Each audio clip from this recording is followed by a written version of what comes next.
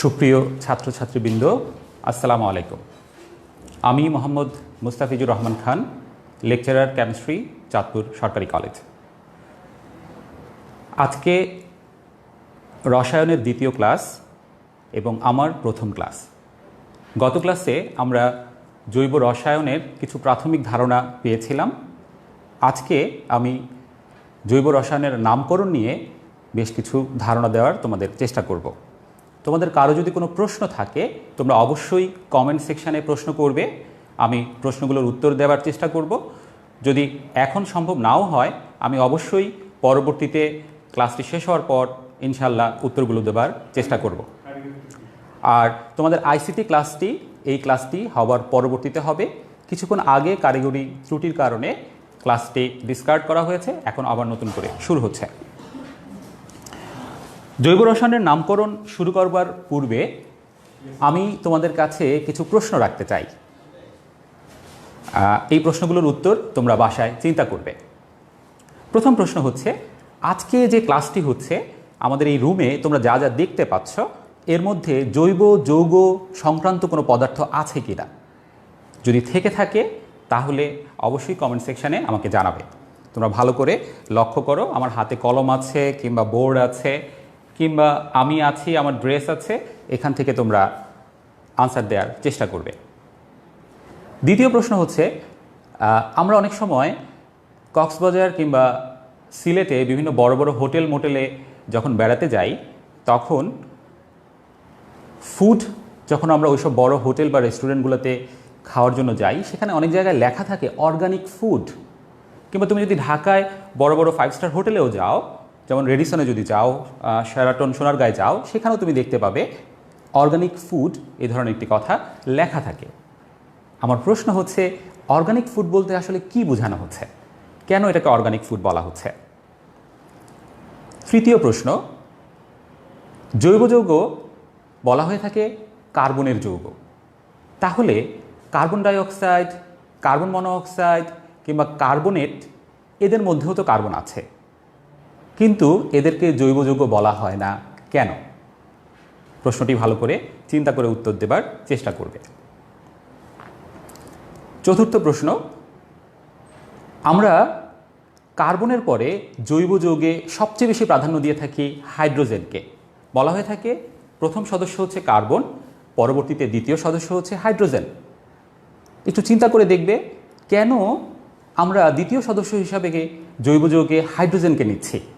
আমরা তো অন্যান্য মৌলও ছিল, হ্যালোজেন ছিল, কেন তাকে আমরা সেকেন্ড প্রায়োরিটি দিচ্ছি না? পঞ্চম প্রশ্ন, আমরা গত ক্লাসে সমগোত্রীয় শ্রেণীর আলোচনা দেখেছি। এই যে সমগোত্রীয় শ্রেণী, এই সমগোত্রীয় শ্রেণীর আলোচনা করে আসলে সুবিধাটা কোথায়? আমি সমগোত্রীয় শ্রেণী যদি না করতাম তাহলে জৈব যৌগে কী এমন সমস্যা তৈরি হতো? যাই হোক, প্রশ্নগুলো নিয়ে তোমরা বাসায় চিন্তা করবে। এখন আমি আমার আলোচনায় চলে যাই। জৈব যৌগের নামকরণের জন্য আমরা বিভিন্ন কার্যকরীমূলকের কথা গত ক্লাসে দেখেছি। প্রথমত আমরা অ্যালকেন নিয়ে আলোচনা করব, পরবর্তীতে আমরা অ্যালকিন, অ্যালকাইন এবং অন্যান্য কার্যকরীমূলক নিয়ে আলোচনা করার চেষ্টা করব। এর মধ্যে অ্যালকেনের নামকরণটি একটু ভিন্নতর, আর বাকি নামকরণগুলোর মধ্যে আরেকটি সিকোয়েন্স ফলো করা যায়। তাই আমরা প্রথমে অ্যালকেনের নামকরণটি জানার চেষ্টা করব। অ্যালকেনের নামকরণের পূর্বে দেখো বোর্ডে আমি প্রথমে লিখেছি অ্যালকাইল মূলক, যেটাকে আমি বন্ড আর দিয়ে প্রকাশ করেছি। অ্যালকাইল মূলক হচ্ছে অ্যালকেন থেকে যদি তুমি একটি হাইড্রোজেনকে অপসারণ করো তাহলে যে অংশটি থাকে সেটি হচ্ছে অ্যালকাইল মূলক, এবং এটি হচ্ছে একটি একযোজী মূলক। একযোজী মূলক মানে কি? যখন কোনো মূলকের একটি প্রান্ত উন্মুক্ত থাকে তখন সেটাকে বলা হয় একযোজী মূলক। যদি তার দুইটি প্রান্ত উন্মুক্ত থাকে তাহলে আমরা তাকে বলবো দ্বিযোজী মূলক। এখন উন্মুক্ত থাকা বলতে কি বোঝায়? উন্মুক্ত মানে হচ্ছে, যেমন ধরো আমার এই হাতটি আমি প্রসারিত করলাম, আমার এই হাতটিতে এখন আমি চাইলে আরেকজনকে ধরতে পারবো, তাহলে এই আমার হাত যখন একটি প্রসারিত থাকে তখন সেটাতে আমার একজনকে ধরা সম্ভব, তাই আমরা এটাকে একযোজি হিসাবে চিন্তা করতে পারি। আবার আমার যদি দুইটি হাতই ওপেন থাকে তাহলে আমি ডান হাত দিয়ে একজনকে ধরতে পারবো, বাম হাত দিয়ে আরেকজনকে ধরতে পারবো। এটা হচ্ছে অনেকটা দ্বিযোজি মূলকের মতো করে তুমি মনে রাখতে পারো। যেমন দ্বিযোজি মূলকের জন্য আমি যদি লিখি কীটনীয় মূলক, এখানে কীটনীয় মূলকে কার্বনের দুইটি হাত বা দুইটি যোজ্যতা খালি আছে, তাই এটি দ্বিযোজি মূলক বলা হয়ে থাকে। তো যাই হোক, দ্বিযোজি মূলক নিয়ে আমরা পরবর্তীতে দেখব। এখন মূল আলোচনায় চলে যাই। অ্যালকাইল মূলকে প্রথম সদস্য হচ্ছে মিথাইল। খেয়াল করো, মিথাইল। মিথেন থেকে একটি হাইড্রোজেন অপসারিত হলে যেটি থাকে তাকে বলা হয় মিথাইল মূলক। দ্বিতীয় সদস্য হচ্ছে ইথাইল। তাহলে ইথাইল কি হবে? ইথেন থেকে একটি হাইড্রোজেন অপসারণের পরে যে অংশটি থাকবে সেটি হচ্ছে ইথাইল। তাহলে অ্যালকাইল গ্রুপের তৃতীয় সদস্যটি কি হবে? প্রোপেন থেকে একটি হাইড্রোজেন অপসারণের পর যেটি অবশিষ্ট থাকবে সেটি হচ্ছে প্রোপাই বা অ্যালকাইলের তৃতীয় সদস্য। আশা করি তোমরা বিষয়টি বুঝতে পেরেছ। এখন নামকরণের জন্য অর্গানিক কেমিস্ট্রিতে 3 ধরনের নামকরণ আছে। অর্গানিক কেমিস্ট্রির যাত্রা তো আজকে না, বহু বছর আগে। প্রথম দিকে যখন নামকরণ করা হতো তখন কোনো একটা কিছুকে উপলক্ষ করে বা কোনো একটা সোর্স থেকে তাকে পাওয়া গিয়েছে সেটাকে স্ট্যান্ডার্ড ধরে তাদের নামকরণ করা হতো।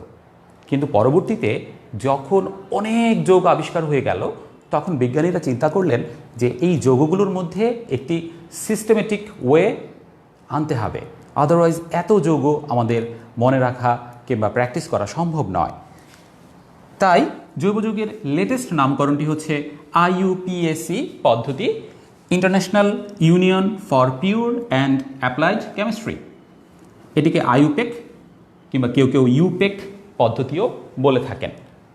এছাড়াও আরও 2টি পদ্ধতি আছে যেগুলো প্রথম দিককার পদ্ধতি, সাধারণ পদ্ধতি এবং উদ্ভূত পদ্ধতি। আমরা আগে IUPAC বা ইউপেক পদ্ধতিটি নিয়ে আলোচনা করার চেষ্টা করব। প্রথমেই জৈব যৌগ বললে আসে হাইড্রোকার্বনের বক্তব্য।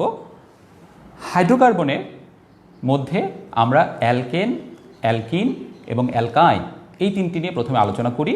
এছাড়া অ্যারোমেটিক যৌগ আছে, সেটি আমরা পরবর্তীতে আসব।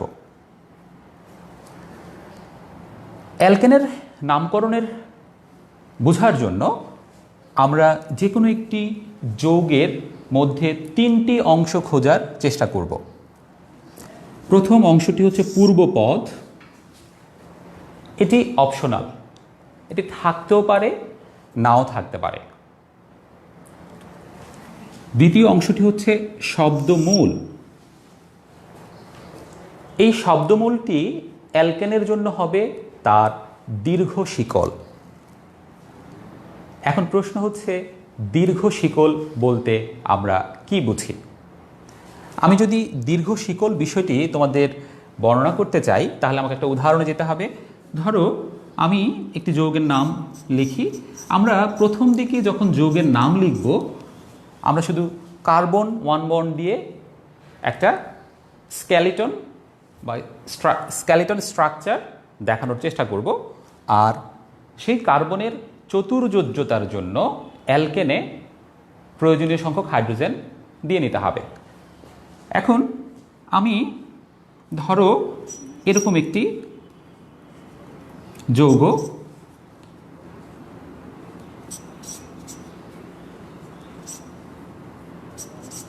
লিখছি, এটি হচ্ছে তার স্কেলিটন।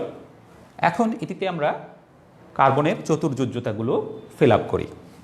এই কার্বনের যোজ্যতা একটি ফিল আপ আছে তার ডান পাশের কার্বনের সাথে, তার মানে তার আরও 3টি যোজ্যতা বাকি আছে। এই বাকি 3টি যোজ্যতায় 3টি হাইড্রোজেন বসবে। আমরা যদি এই কার্বনের দিকে তাকাই, এই কার্বনের যোজ্যতা ডান পাশে একটি এবং বাম পাশে একটি ফিল আপ করা আছে। এবং নিচে আরেকটি ফিল আপ করা আছে।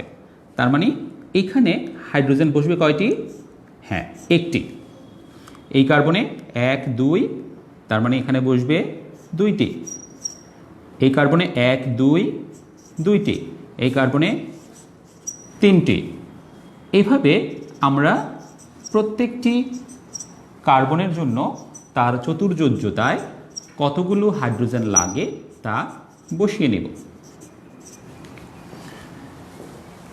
তাহলে আমরা বসিয়ে নিলাম। এবার শব্দ মূল বলতে অ্যালকেনের ক্ষেত্রে হবে তার দীর্ঘ শিকল। একটা শিকল তুমি যদি তোমরা নিশ্চয়ই চেইন বা শিকল চিনো। একটা চেইনের মধ্যে কি হয়, একটা ব্লকের সাথে আরেকটা ব্লক, সেটার সাথে আরেকটা ব্লক, এভাবে জোড়া লাগতে লাগতে একটা বিরাট চেইন বা শিকল তৈরি হয়। শিকলের কি থাকে? দুইটা প্রান্ত থাকে, যদি সেটা উন্মুক্ত হয়। আর যদি শিকলটা বদ্ধ হয় তাহলে আমরা কোনো উন্মুক্ত প্রান্ত খুঁজে পাবো না। প্রথমত আমরা উন্মুক্ত শিকল নিয়ে আলোচনা করার চেষ্টা করছি। তাহলে এই যে আমি যৌগটি লিখলাম, এই যৌগটিতে কয়টি প্রান্ত আছে? ইয়েস, এটি একটি প্রান্ত, এটি আরেকটি প্রান্ত, এটি একটি প্রান্ত, এটি আরেকটি প্রান্ত। তার মানে আমরা এখানে আমি টিক চিহ্ন দিয়েছি 1 2 3 4, 4টি প্রান্ত আমরা পেয়েছি। কিন্তু একটা শিকলের কি 4টা প্রান্ত থাকা সম্ভব? না। কয়টা প্রান্ত থাকবে? ইয়েস, 2টি প্রান্ত থাকবে। তাহলে আমি এখন এখানে কিছু কম্বিনেশন করতে পারি। সেটা কীরকম হতে পারে? আমি এখানে এইভাবে অগ্রসর হতে পারি। আমি যদি এইভাবে অগ্রসর হই তাহলে দেখো 1 2টি প্রান্ত পেলাম। আমি এইভাবে অগ্রসর হতে পারি, তাহলেও আমি 2টি প্রান্ত পেলাম। এটা থেকে আরও কিছু কম্বিনেশন করা সম্ভব। যেমন আমি যৌগটি আবার লিখছি। আমি দেখানোর চেষ্টা করব প্রথমে যৌগটিতে কতগুলো প্রান্ত তৈরি করা সম্ভব।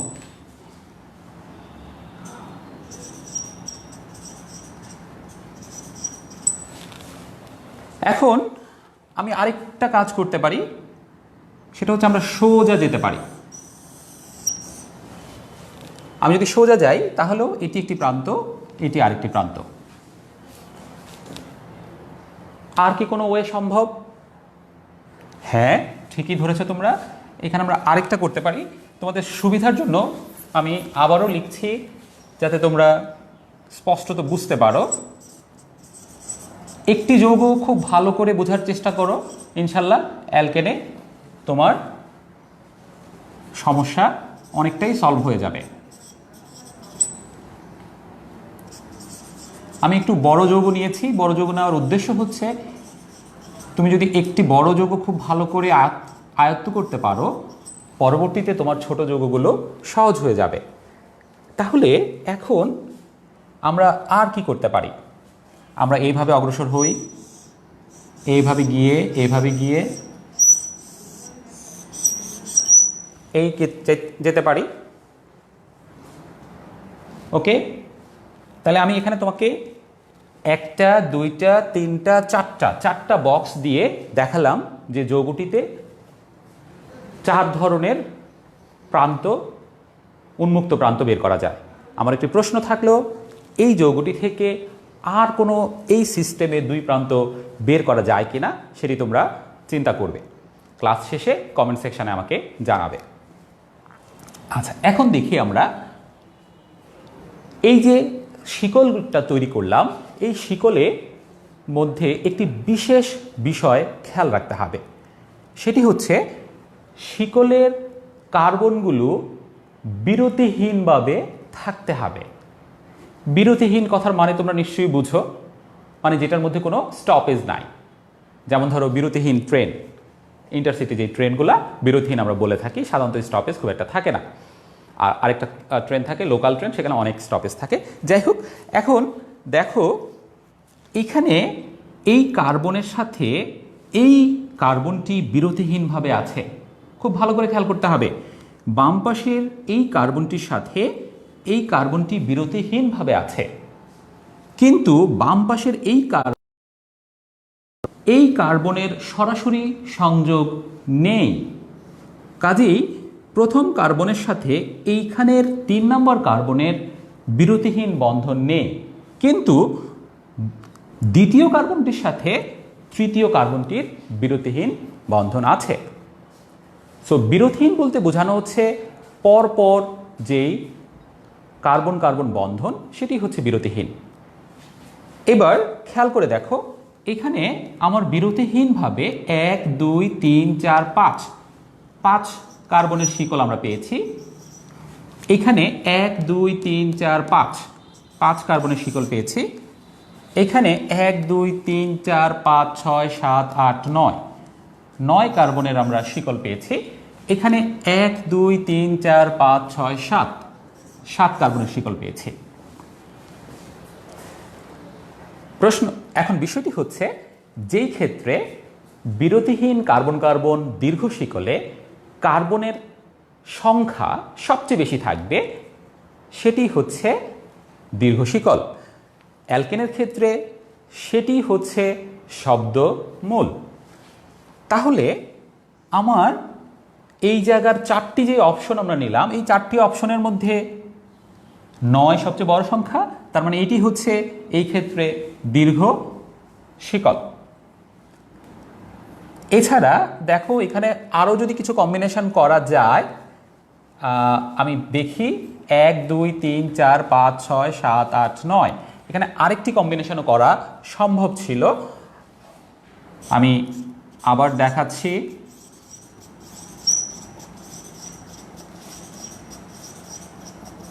আগের যৌগটি লিখছি।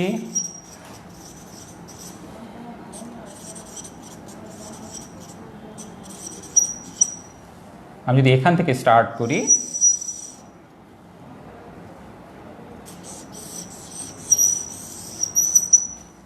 1 2 3 4 5 6 7 8 9, ইনফ্যাক্ট দুইটি 9 এসছে।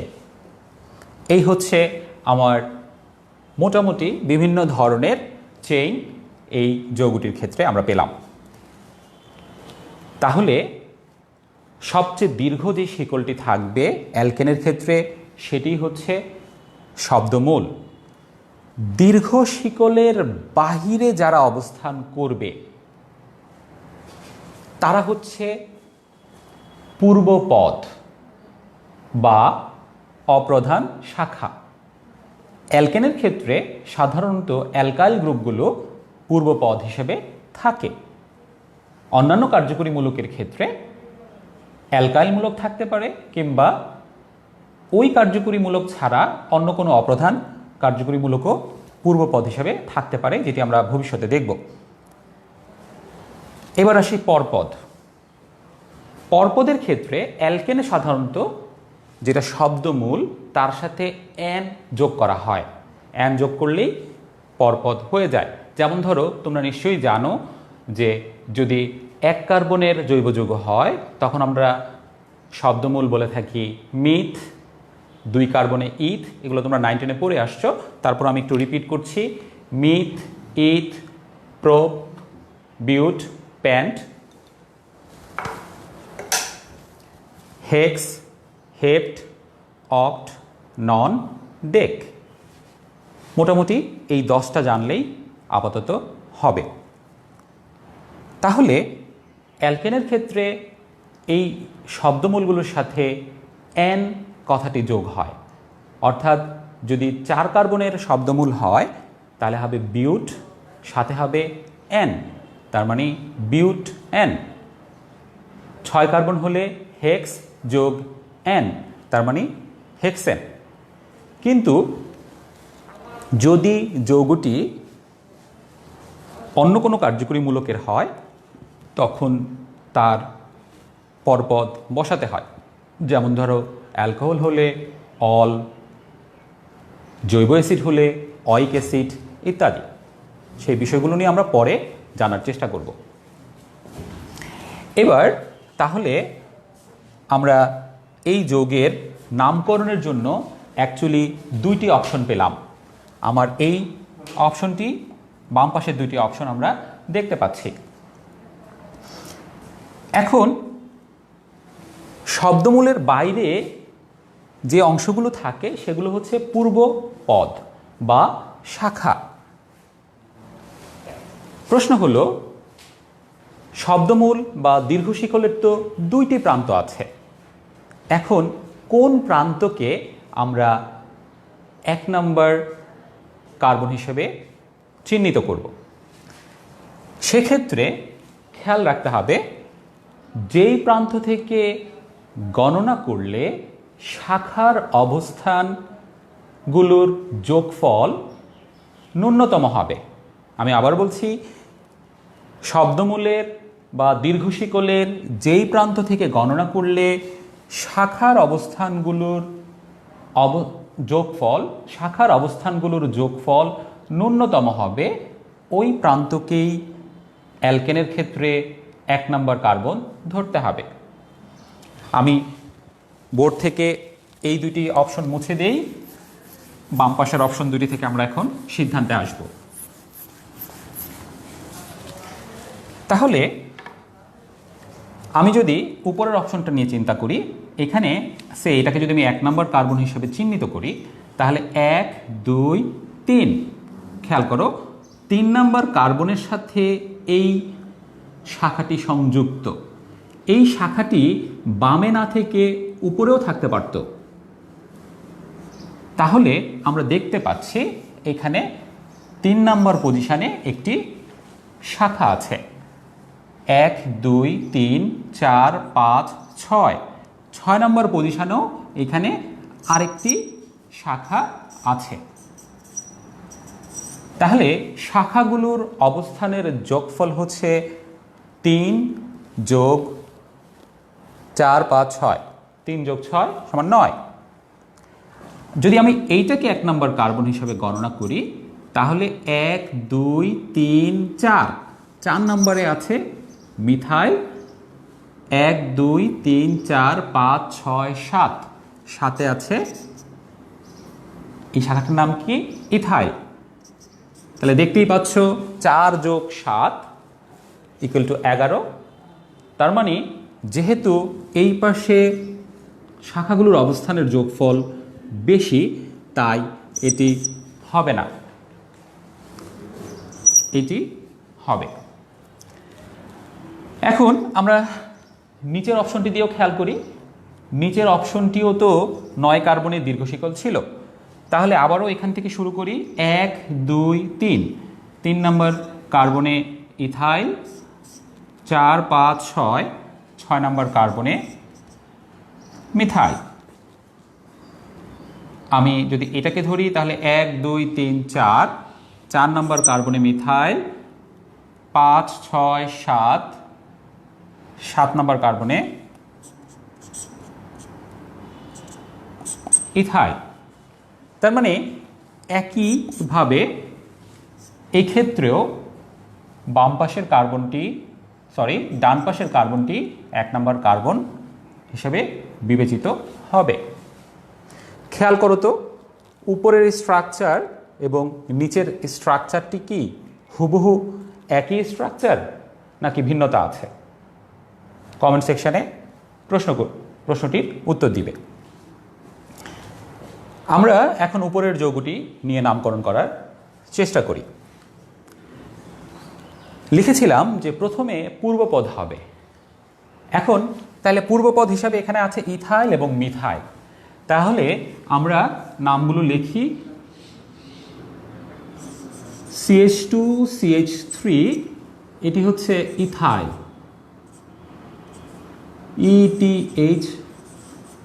ETHYL। CH3 এটি হচ্ছে মিথাইল। অ্যালকাইল কিংবা অন্যান্য পূর্বপদের ক্ষেত্রে অপ্রধান শাখা কিংবা অ্যালকাইল কিংবা হ্যালোজেন থাকলে বিজ্ঞানীরা যেটি নিয়ম করলেন, ইংরেজি অ্যালফাবেটে যেটি আগে আসবে তাকে আগে লিখতে হবে। হ্যাঁ তোমরা ঠিকই ধরেছ, ইথাইল লিখতে ই, মিথাইল লিখতে এম, তার মানে এটি আমাকে প্রথমে লিখতে হবে। 1 নম্বরে হবে ইথাইল, 2 নম্বরে হবে মিথাইল। এটি সব সময়ই প্রযোজ্য। যখন একাধিক পূর্বপদ থাকে তাদেরকে ইংরেজি নামের আদি অক্ষর অনুযায়ী সাজিয়ে লিখতে হয়। এখন কথা হচ্ছে, এখানে বুঝলাম তুমি প্রথমে ইথাইল পরে মিথাইল লিখবে। এই ইথাইল লেখার আগে সেই ইথাইলটি কোন জায়গায় আছে সেটি তোমাকে মেনশন করে দিতে হবে। তুমি যদি ইথাইল কোন জায়গায় আছে সেটি মেনশন না করো, তার মানে তুমি যদি 1 2 3 ইথাইল না লিখো তাহলে কিন্তু হবে না। কেন তোমাকে 3 ইথাইল লিখতে হবে বিষয়টি বাসায় একটু চিন্তা করবে, চিন্তা করে কমেন্ট সেকশনে উত্তর দেবার চেষ্টা করবে। তাহলে আমার এখানে 3 ইথাইল 4 5 6 মিথাইল 1 2 3 4 5 6 7 8 9 9 কার্বনের জন্য রুট শব্দ কি বলেছিলাম? নন। অ্যালকেনের জন্য এন, নন যোগ এন, তার মানে হচ্ছে নন এন।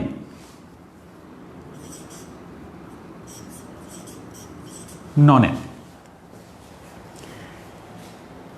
এই হচ্ছে যৌগটির নাম। এখন এটার মধ্যে কিছু জিনিস অ্যাড করতে হবে, সেটা হচ্ছে কমা এবং হাইফেন।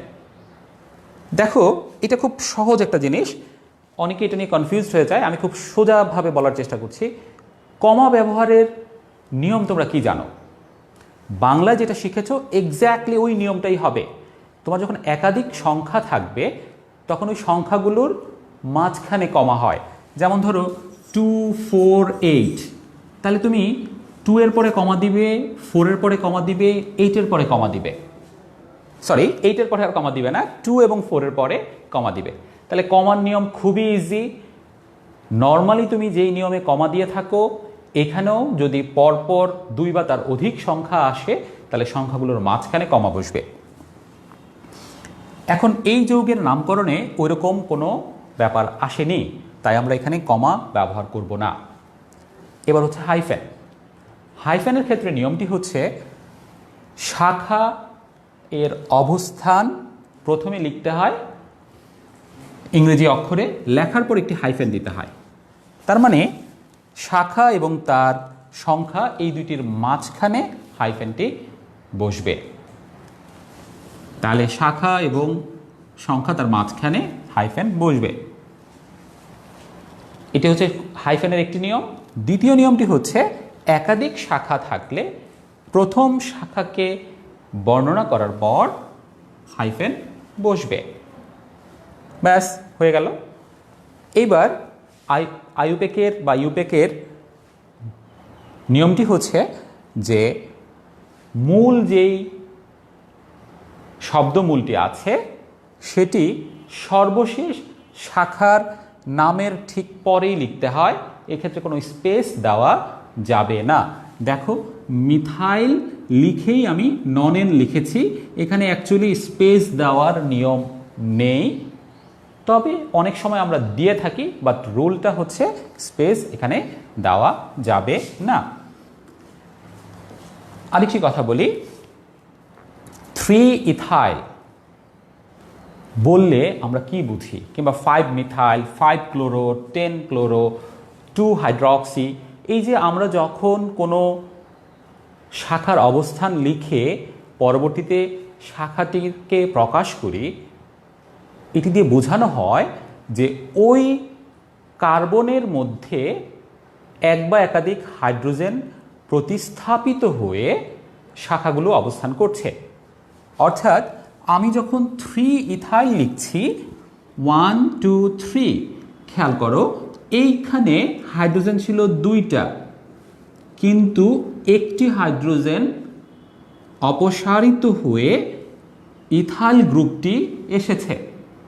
তার মানে যখন আমরা কোনো শাখার অবস্থান লিখি, ওই অবস্থান লেখার পর শাখাটা লিখলে বোঝায় যে ওই কার্বনের এক বা একাধিক হাইড্রোজেন প্রতিস্থাপিত হয়েছে।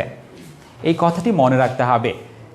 শুধুমাত্র কার্বনের ক্ষেত্রে আমরা কার্বন কথাটি লিখি না, কিন্তু ভবিষ্যতের চিন্তার জন্য বলে দিচ্ছি, যদি কার্বন ব্যতীত অন্য কোনো পরমাণুর ক্ষেত্রে কোনো হাইড্রোজেন প্রতিস্থাপিত হয়, তাহলে তোমাকে ওই পরমাণুর আদি অক্ষরটি লিখতে হবে। যেমন অ্যামাইড এর ক্ষেত্রে, থায়োলের ক্ষেত্রে আমরা এই ধরনের উদাহরণ পাব। যাই হোক, তাহলে আশা করি অ্যালকেনের এই জটিল নামটি থেকে আমরা অনেকগুলো বিষয় আলোচনা করেছি। সেখান থেকে তোমরা নিশ্চয়ই বুঝতে পারবে যে যৌগটির নাম কি হলো। আমি তোমাদের একটি হোমওয়ার্ক দিচ্ছি, এই যৌগটির নাম কি হবে তোমরা কমেন্ট সেকশানে লিখবে।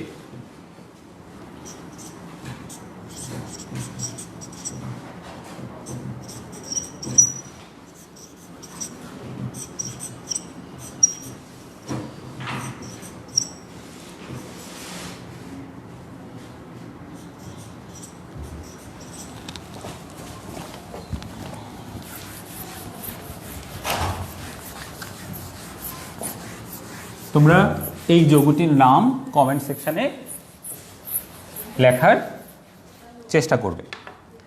এবার আরও কিছু রুলসের কথা বলি।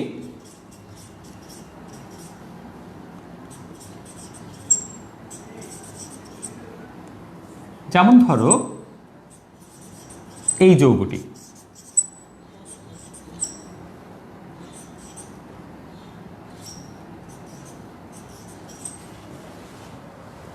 এই যৌগটির মধ্যে আমি আরেকটু কমপ্লেক্স করে দেই। এই যৌগটির মধ্যে আমার দুই ধরনের শাখা আছে, একটি হচ্ছে ইথাইল, আরেকটি হচ্ছে মিথাইল। মিথাইল কিন্তু দুইবার আছে, তাহলে আমি সেই আগের যৌগের মতোই এটার দীর্ঘ শিকল আগে বিবেচনা করি। এটা হচ্ছে দীর্ঘ শিকল, তোমরা প্র্যাকটিস করলে এটা খুব তাড়াতাড়ি বুঝে যাবে। এবার যদি এটাকে এক নম্বর কার্বন ধরি, তাহলে 2 3 4, 4-এর মধ্যে দুইবার। একই কার্বনে যতটি শাখা আসবে সংখ্যাটি ঠিক ততবার লিখতে হবে। এখানে 4-এর মধ্যে দুইবার এসেছে, তাই আমি দুইবার লিখেছি। আর আমি যদি এখান থেকে কাউন্ট করি, তাহলে 1 2 3, 3-এর মধ্যে দুইবার, 4 5, 5-এর মধ্যে একবার, তাহলে এখানে আসে 11, এখানে 10। তার মানে এটা হবে না, এটাই 1 নম্বর কার্বন। মিথাইল এবং ইথাইলের মধ্যে ইথাইল আগে ইংরেজি অ্যালফাবেট অনুযায়ী, তাহলে আমার এখানে হবে 1 2 3 4 ইথাইল। তারপরে হচ্ছে 2-এর মধ্যে মিথাইল আছে, আবার 4-এর মধ্যেও মিথাইল আছে। তাহলে আমি যৌগটা কিভাবে লিখব? আমি দুইভাবে লিখছি, খেয়াল করো। 4 ইথাইল, 2 মিথাইল, 4 মিথাইল, 1 2 3 4 5 6 হেক্সেন।